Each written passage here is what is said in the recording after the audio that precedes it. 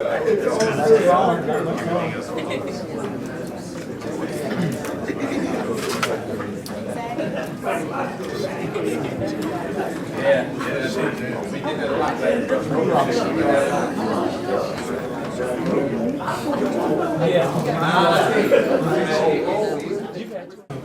now, again, for the sake of time, I'm moving a little bit fast because I see there's people still writing.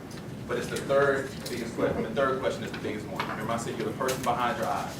Not all of the other stuff that we see. We're really the person behind our eyes. Good or bad, happy or sad. What are some things that happen during that time of your life? In those same circumstances. Good or bad. Let me say something about that and why I like about that. Let me tell you what I like about that third question. Because that third question is who really walked into this room. That's the person who really walked into this room. All the other stuff we get caught up in, and I'm telling you, there's so much more. This is bigger than just these circles and these paths. We're trying to show the connectivity of things. We're the sum of our parts, the collective parts work as a whole. And so all those stories, those individual things. Now in church, we see it all the time when people say their testimony. They share their testimony. And again, no one's going to do it. And if you want to, you can answer the questions later. So the three questions: where did you live? Where did you work or go to school? And then the bigger question: good or bad, happy or sad. What are some things happen during these time periods in your life? Your travels around the sun. Yes, we know, and she's right. She said the circles, they're not going to fit in a circle. We normally have extra drawings, and I definitely don't mind right on the back. Anytime, yes, sir. Anytime. Yeah. Okay. So the first one, where'd you live? Where'd you live? Where'd you live?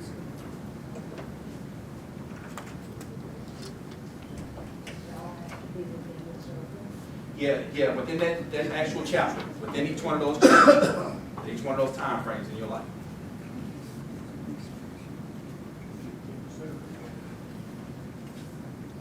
Just one thing. You can do as many as you want. That's a great question. As many things you want. Yeah. It's the symbolism of it more than anything else.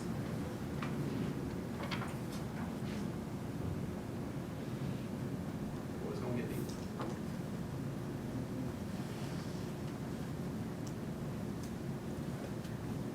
When we do these for businesses and organizations, we literally look at the path from the time that organization or church was created, what happened during that same time period. So that even though we're using it today as a personal exercise. And again, only for the sake of time, I'm actually going to go to the next circle, all right? That's our chapters of our life. What we're going to do is we're going to come to the middle circle. The middle circle. 1,440 minutes in a day, 86,400 seconds in a day. 86,400 seconds.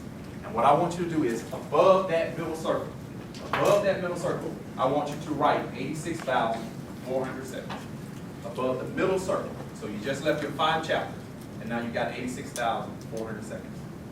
And what I want you to do is, I want you to draw a stick person. Well, for me, it's a stick person, but I want you to draw something in the center that's simple, a little stick person in the middle, and that represents you in the middle of your 86,400 seconds. And in every one of your days, you're in the center of your 86,400 seconds.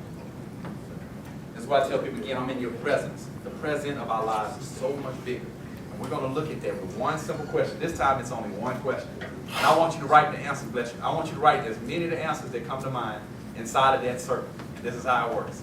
Of that 86,400 seconds, what are things you find yourself thinking about once every 5 minutes or once an hour? All the things you find yourself thinking about once every 5 minutes or once an hour. And I see people smiling already. So I'll tell you, all the things, all your thoughts, what do you find yourself thinking about once every 5 minutes or once an hour? I want you to put all those things into that center circle.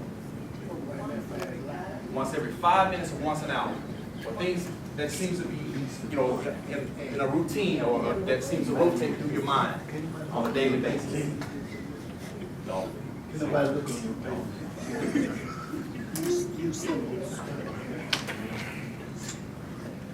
What are some things you find yourself thinking about once every 5 minutes and once an hour? You can only imagine when we do these in high school. And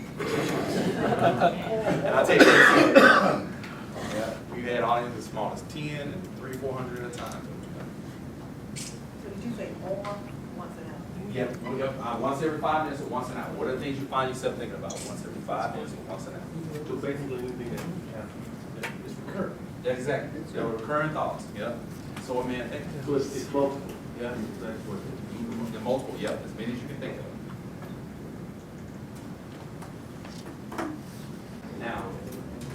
smaller circles in between. I'm not even gonna draw the little ones that are arced. We're gonna skip those. We're gonna skip those circles. And by the way, too, the entire time that I'm giving instruction, you can always keep going back and write in information too. But we're gonna skip all the way to the top. All the way to the top. Good question. Yes, sir. I got a question. What would have gone in those small footprints? They're coming up. Oh. They're coming up. They're coming up. You know, skip the smaller circles, the arcing circles. We're gonna go all the way to the top. And what I want you to do is I want you to take that top circle and split it in half. That circle is going to be the future circle. And now, with the advancements in medicine, they literally are saying that generations may be able to live to be 100 healthy. I mean, there's so many things that they're doing, right? We all know. It seems like every day they're announcing something. So we're going to look at your entire lifetime first. In the top half of that top circle, what would you like to accomplish in your lifetime? That's what we want in the top half, or one of the halves of the top circle. What would you like to accomplish in your lifetime? In your lifetime, dare to dream. Dare to expect. What would you like to accomplish in your lifetime? Your entire life. Now, the other half of the circle is going to be a little bit different. We're going to come a little closer. The one half, we're going to look at your entire lifetime. Now, to give you an idea, I know that most of us can't think sometimes 100 days or 100 weeks. China has a 100-year plan for 1.2 billion people. 1.2 billion, literally, as we sit in this room right now, they're building a dam that's expected to have no maintenance problems for 100 years. It's supposed to last for 300 years. We've got to make plans, and that's what goes in setting those plans for the future. Saying that we want something more, something better, or something greater. What do you want to accomplish in your lifetime? Dare to dream.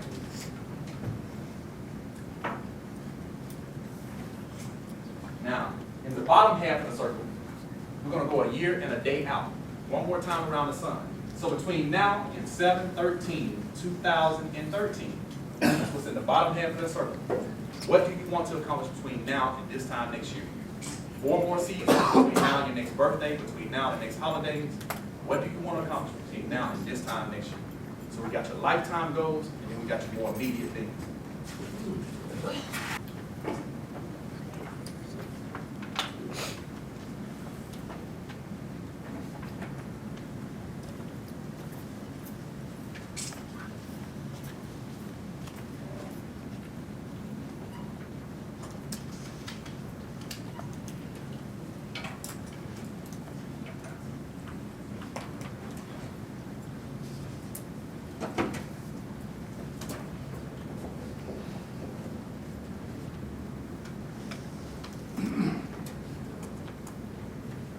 Once I had the chance just to ask that little simple question at a homeless shelter, and the gentleman to my left, when I got to say we're going to look at the future, he said, I don't have a future. And I literally feel God said, just tell him to stand still for a second. And so I asked the same question, and he started writing. And the moment he started writing, I could hear his spirit. So I'm saying, look, you got it. The moment somebody puts something down in that future circle, they see that something more is to come. There's still something to be done. There's still something great. And so that's literally what I said to him. I said, obviously you see something better, something more, something greater for yourself. And I said, this is that opportunity. Our goal is to figure out how to help a person accomplish every one of those goals, every one of those dreams that they put inside that circle at the top. And then, so we're going to end up connecting all those together. We're going to break each one of those dreams and goals down. What we're going to do is, real quick, what I want you to do is look at all the goals that you have, both your short-term and your lifetime goals. And now we're going to start looking at the goals that are, the circles that are. The first circle to the left, the very first circle to the left, I want you to look at your goal. It can be immediate or it can be lifetime. But what is the number one goal that you want to accomplish? That's what's in the first circle to the left. The number one goal. It can be lifetime or immediate. The number one goal you want to accomplish. And if anybody needs help, to Mr. Wright can come around. Does it matter how broad it is? No, not at all. You're right. It can be general, it can be specific. And we're going to mention something about that here in just a second. That's your game plan A. That's your number one goal. The other 3, 4 circles next to it, above it, you're going to have, I want you to put your number 2 goal, number 3, number 4, number 5. What are your top 5 goals? You can mix it. You can have lifetime, you can have immediate, or you can think of something new. What are the top 5 goals that you have? We only want the top 5. If you don't have 5, try to always have 3. You have your main goal, a backup, and a backup to the backup. So it should be the first 5 circles to the left, your top 5 goals.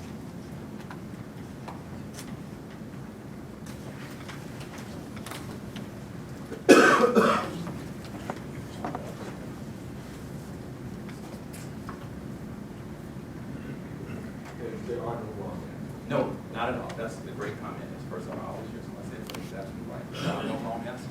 It's the way you're seeing it. It's the way you're structured. We, in essence, are putting together your role plan that exists inside of you. Your role plan that exists inside of you. So now, as you continue writing goals, what I want to do is we're going to look at the other side. And it's going to be different than, obviously it's going to be different than our goal side. So we got our goals here and our dreams. The first circle to the right, is going to be different than all the other four. And the first circle to the right is going to come back from your 86,400 seconds. Out of all the things you think about once every 5 minutes or once an hour, what is the number one thing that you think about once every 5 minutes or once an hour? What is the number one thing you find yourself thinking about? The other four circles are going to be something different. So you now should have four circles that are going to be right. You got your number one thought. And then we're going to look at just that. No other thought. We're going to look at just that number one thought. Now the other four circles, you're going to look at your 168 hours in a week, Sunday to Saturday. The circle above that, you're going to end up putting the number one place, including sleep, that you spend your time in an average week. What is the number one place, including sleep, that you spend your time in an average week? Including sleep. So that should be home or work or church or school. What is the number one place you spend your time in an average week? And then next to that, we're going to have the number two place, 3, and 4. So now we should have the top 4 places that you spend your time in an average week. Including sleep. And the reason I said several times in workshops, people they won't put home first. I'm like, because they work so much, so by the time they get home, they say, hey, I just go to sleep. I'm like, no, let's sleep down. So the number one place you spend your time. In Atlanta, that could be your car.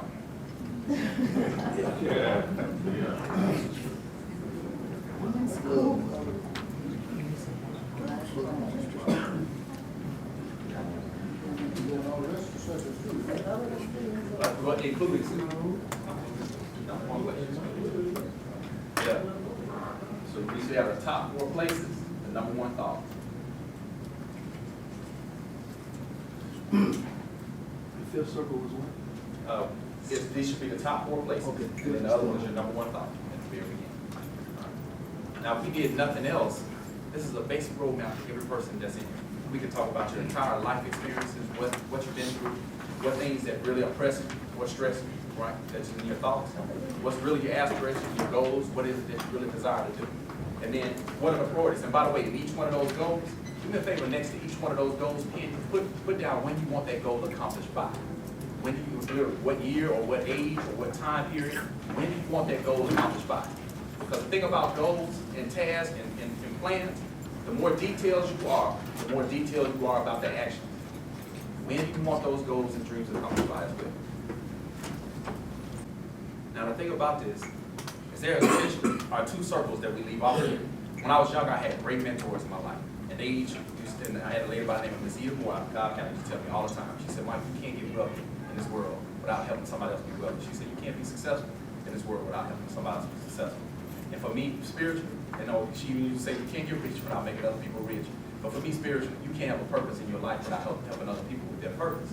What I learned later in life, they just had a simple word for it. It was called support. The real support in your life and how we all take care of each other. And so the thing about it is, in the bottom left-hand corner, what I want you to do is add a circle. In the bottom left-hand corner. And we're going to call this the support circle. Support circle. In that support circle, I want you to write the names and initials of the people that are in your support circle that want to see you at your best, but at the same time, they help you deal with a lot of situations in your life. Who are the names and initials? Or if you want to put the full names, you just want to put their initials. What are the names or initials of the people that are in your support circle that want to see you at your best? Now, as much as we have support in our lives, you can only imagine, even after doing all of this, most of the time people still somewhere inside and they still feel alone, as if they're disconnected from everything. So we wanted to recognize that on the right-hand side, in about the same spot in the bottom right-hand corner, I want you to draw another circle and name this the alone circle. The alone circle. In the word alone is the word one. It is a real place, right? After all the troubles and trials and everything, especially in this time that we have, that is a real place that people feel they will jump into that circle before any other and forget about every single thing else on their map. But for me personally, my alone time has been a place where I can renew myself. It's where I read, it's where I pray, it's where I research, it's where I literally, I observe, all these things are in my alone. So there's an entire list that when I'm there, it's because I'm reevaluating something on my map, out of my past or my present or my future. I'm trying to figure out how it's impacted me and how I'm impacting it. What are some things that you do in your time, in your alone time, that you feel like help you feel renewed? And if you can imagine, when we have these in the public, a lot of times people don't have that list. So we tell them to borrow our list all the time. But what are some things that you find yourself doing in your alone time that makes you feel renewed? Put that list in there, because that list is the list that we ultimately want to share with each other.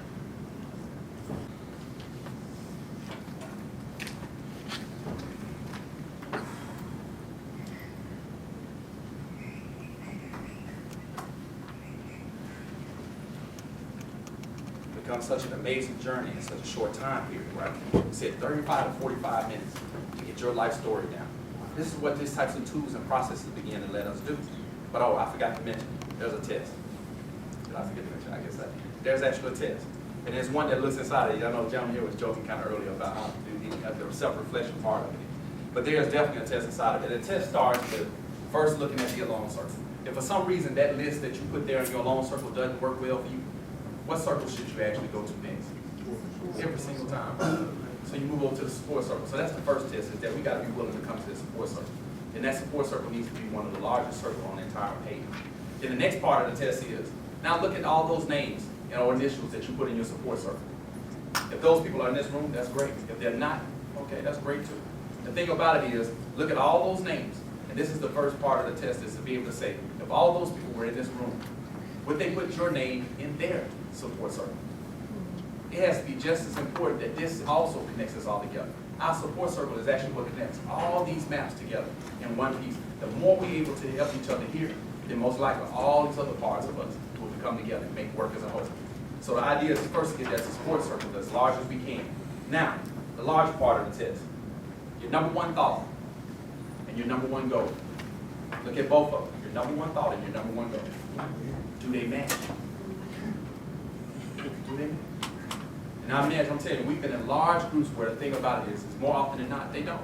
I know in this room most likely they do, because especially with the responsibility I know that pastors have, for sure, that they definitely match. But more often, if you think about your congregation, the people in the community, more often than not, they do not match. And that's not even the beginning one that we work. It depends on the distance that are between the two. Literally, like I said, we did this in the juvenile system, and I sat there and watched the kid put trap in there, but he put college on the other side. You know, the distance between those two are enormous, right? So the idea is that number one thought and how it consumes us, what it does to us, and what we do. You want to explain what trapping is? Huh? You say explain what trapping is? No, I know what it is. Yeah, when they sell drugs, when the kids not- literally check out the trap when they sell drugs, right? But that's not the bigger question of the test that we worry about. Look at all 5 of your goals. Look at all 5 of your goals. And then look at all the things you think about once every 5 minutes or once an hour. Compare both of them. How many of your 5 goals are in the things you think about once every 5 minutes or once an hour? That says a lot when the things that we say mean something to us that we aim for are not in the things that we want to do every day, or how we look at ourselves, or how we look at the world around us. Something as simple as this diagram is intended to give us a different view, a different perspective, a point of view of our lives that we normally wouldn't take on for everything else. We don't rely on the diagram, we don't rely on the workshop, we don't rely on the exercise.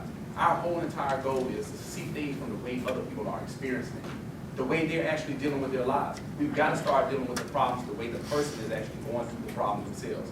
Today, we knew we were amongst leaders today, so we knew this was a little bit different role in how we look at this map. But if you can imagine the people that we serve, how well they need something to help them communicate this, to communicate all these things that are going on in their lives and what happened. We've got to move fast. Some of the things that Dr. Vivian was referencing, ACT brought out this thing called work keys. And what it is that we had a chance, I don't know how many people are familiar with it, but what it is the states are quickly coming up to a standard that if you don't meet that standard, you will not get a job. They got it at 4 levels. Literally, it's a bronze, it's a silver. What's the first?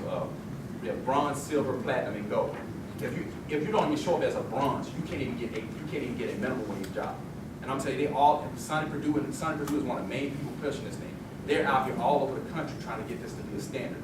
Now we meet them as they're starting. We just met with them a couple months ago, so it's just as they're starting. We know they're pushing this thing to be a standard. And if our community doesn't find out about it until 3 years from now, we're going to be even that much further behind.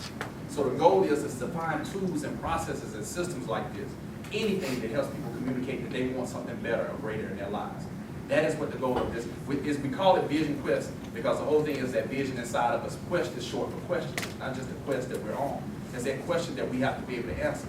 But we got to have some kind of mechanism, some kind of tool, some kind of process, again, to engage people, to want to give us more information about what their needs are in their life. Now, this one exercise, to give you an idea, there's thousands of drawings that we have. We have this, that's why I say the vision mapping process, and you have to see the wall collectively to understand that it's not about this one single diagram. As a matter of fact, I put a second diagram on there. The diagram that's on the back with a little headshot, which is what we call it. If you don't mind turning that real quick, I want to give you an example of why that's even in there. That itself, too, is a class all on its own. All those things you think about once every 5 minutes or once an hour, technically you can write them into each one of these slides. All the things that you find yourself, there's a whole exercise we do on just getting people to realize how you organize things in your mind and the level of information that we have to take in. Typically, we give people about 20 minutes to write in all the things they find themselves thinking about. And then we start talking about all the other things that are now relevant to the way we think about our lives in society.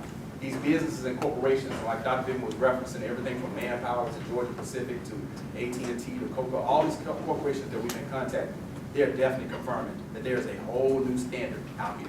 And it ain't just for our kids or people just getting out of college. It's affecting us. It's affecting us more than anything else. People over 45 are some of the most laid off folks there are, literally by the numbers. That's not me just saying. And they're saying we're the hardest to get back into the workforce. They're redefining the entire, and that's not just here in the United States. We're only 311 million strong in a world that's got 7 billion people. We've got to have some mechanism, that's what Dr. Vivian was referencing. We've got to have some mechanism, some tool, some process that is going to at least help us address that gap and how to close that particular gap. And that's what we're doing in every aspect of with the Leadership Institute, the CT Vivian Leadership Institute. We cannot do this by ourselves.